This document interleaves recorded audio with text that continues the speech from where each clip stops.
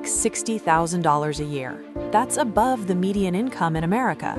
You have a job, you pay your bills, you're doing everything right, and yet, by the 25th of every month, your bank account looks like a ghost town. You're not broke, but you're one emergency away from being broke. Sound familiar? You're not alone. 78% of Americans, that's nearly 8 out of 10 people, live paycheck to paycheck. And here's the part nobody on financial Twitter wants to admit. This is not a discipline problem. This is a design problem. The system was built this way, and today I'm going to show you exactly how. Before we get into this, I want you to understand something. Every time this statistic comes up, 78% of Americans living paycheck to paycheck, the response from financial gurus is always the same. Stop buying Starbucks, cook at home, track your spending. And I'm not saying those things are wrong, but here's the real question nobody's asking. If personal finance advice actually worked, why is the number getting worse every decade? In 1970, the average American needed 30% of their income to pay for housing. Today, in cities like New York, LA, Miami, Austin, people are spending 50, 60, even 70% of their income just on rent. Starbucks didn't do that. So what did? That's what we're unpacking today. 5 systemic forces hidden in plain sight that are quietly draining American wealth. Not theories, not politics, just the cold financial mechanics. Let's go. Let's start with inflation, but not the way your economics teacher explained it. Most people think inflation is just prices going up. That's like saying a house fire is just things getting warmer. Technically correct, dangerously incomplete. Here's what inflation actually is at its core.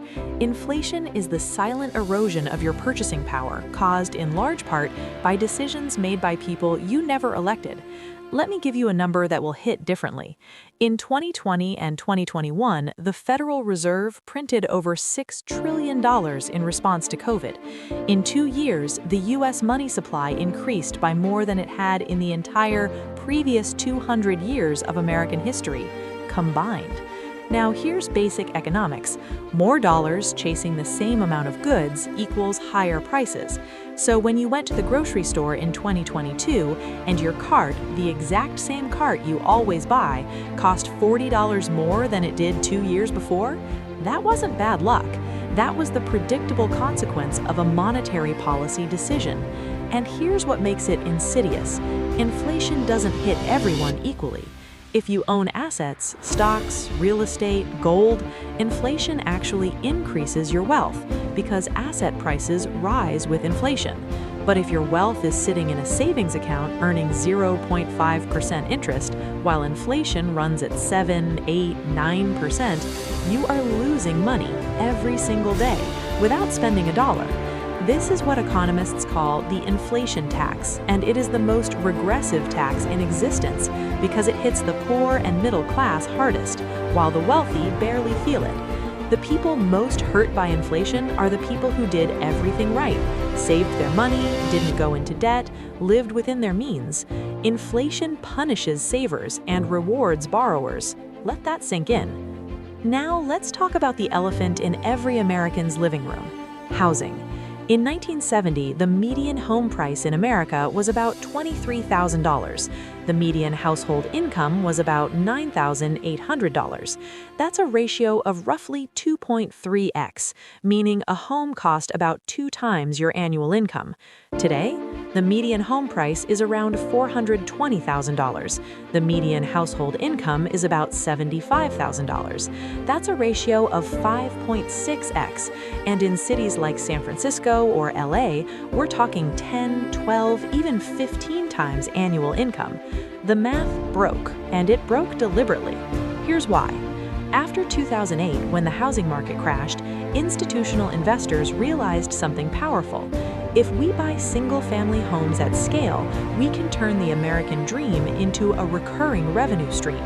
Companies like Blackstone, Invitation Homes, and American Homes for Rent began buying tens of thousands of homes, sometimes entire neighborhoods, turning them into rental properties.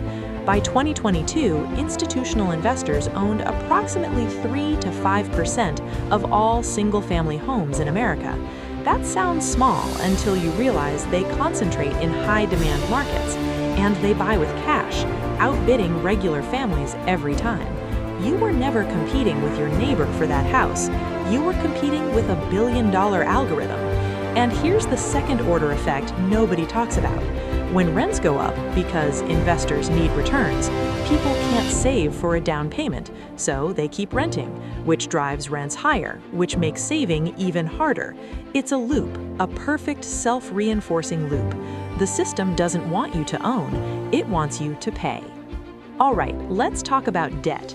Americans currently hold $1.13 trillion in credit card debt, $1.77 trillion in student loan debt, $1.6 trillion in auto loan debt.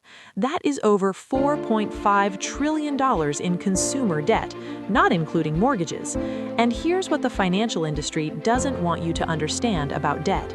Debt is not a tool. Debt is a product, and you are the customer. Credit card companies don't make money when you pay on time. They make money when you can't. The average credit card interest rate in America right now is hovering around 21 to 28%. Let me put that in real terms. You put $5,000 on a credit card. You make the minimum payment every month. At 24%, it will take you over 20 years to pay that off, and you'll pay nearly $11,000 in interest, more than double what you originally spent. The credit card didn't help you buy something. The credit card sold you a loan you didn't realize you were taking.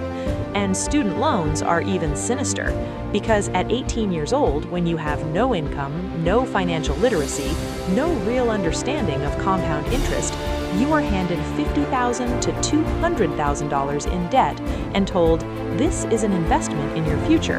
Maybe it is, for some degrees, in some fields, but the system never tells you that the expected return on that investment varies by orders of magnitude, depending on your major, your school, the economy when you graduate, and factors completely outside your control.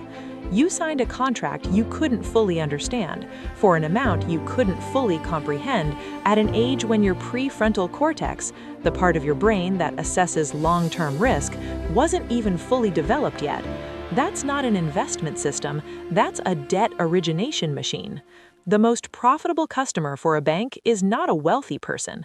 It's a person who earns just enough to keep paying interest, but never enough to pay off the principal. The system is optimized to create and maintain that person. Now, here's the force that's hardest to talk about because it implicates all of us: lifestyle inflation.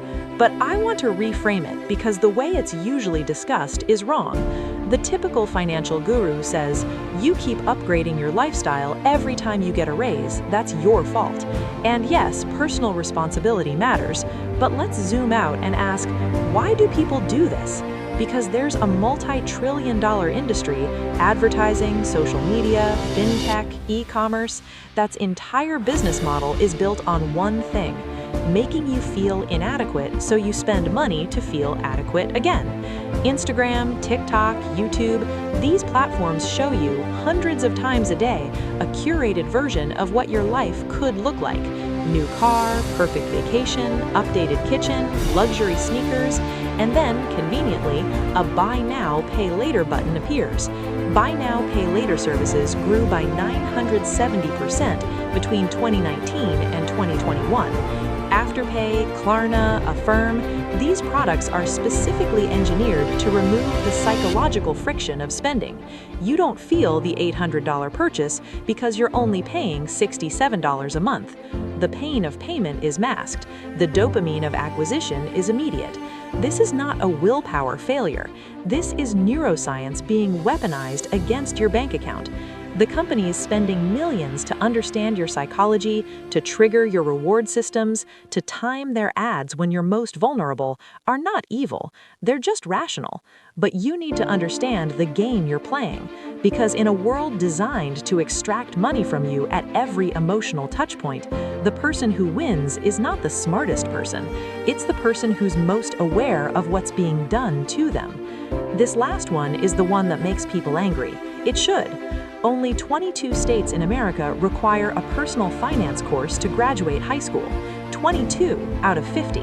You can graduate from an American high school without ever learning how compound interest works, what a W-2 versus a 1099 means, how to read a credit report, what a 401k is, how to file a tax return. But you will learn the quadratic formula. You will dissect a frog. Now, I'm not saying those things aren't valuable, but let's be honest about the asymmetry here. The financial system you will interact with every day for the rest of your life, mortgages, credit cards, investment accounts, insurance, taxes, requires knowledge you were never given. And here's the uncomfortable truth. The people who benefit from your financial ignorance have significant influence over the institutions that design your education. Banks lobby, financial services companies lobby, the credit industry lobbies, and a financially literate population is a less profitable population. People who understand compound interest don't carry credit card balances. People who understand fee structure don't buy high-expense mutual funds. People who understand tax-advantaged accounts don't leave money on the table. I'm not saying there's a conspiracy, I'm saying there's an incentive structure, and that structure does not favor your financial education. The most valuable thing you can do, and this sounds cliché, but it's mathematically true, is to spend 30 minutes a week learning how money actually works. Not stock tips, not crypto calls, the mechanics, the rules, the system. Because once you understand the rules of the game, you can start playing it instead of being played by it. So, we've broken down 5 forces working against you. Inflation, the silent tax on your savings. Housing, a market structurally tilted against you. Debt, a product engineered to trap you. Lifestyle inflation, psychologically engineered spending. Financial illiteracy, a gap the system profits from keeping open. Now, what do you actually do? Beat inflation by owning assets, not cash. Your savings account is losing money in real terms. Even a simple S&P 500 index fund has returned an average of 10% annually over 30 years.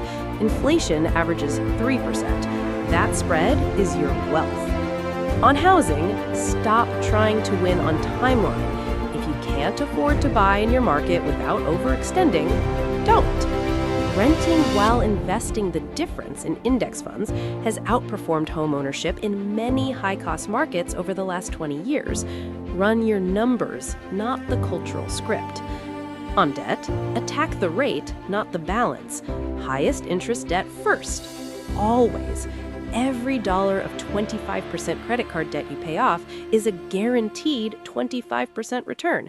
Nothing in the market beats that risk-adjusted. On lifestyle, create a 48-hour rule. Any non-essential purchase over $50, wait 48 hours. The dopamine spike passes. You make a rational decision instead of an emotional one. On financial illiteracy, 1 concept per week. That's 52 concepts a year. In 3 years, you will understand more about money than 95% of Americans. Not because you're smarter, because you were consistent. This isn't a get-rich system. This is a stop-getting-poorer system. And that's actually where wealth begins. Here's the one thing I want you to walk away with today. The paycheck-to-paycheck cycle isn't a character flaw. It's the default outcome of a system you were never taught to navigate. Understanding that doesn't excuse inaction. It clarifies what action actually looks like.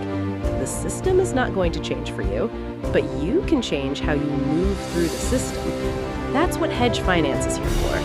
If this video made you think differently about money, share it with one person, not for the algorithm, because someone in your life needs to hear this. Subscribe if you want the full series. Next video, we're going deep on exactly how to build your first $10,000 in savings on a normal income in a high-cost city without a side hustle.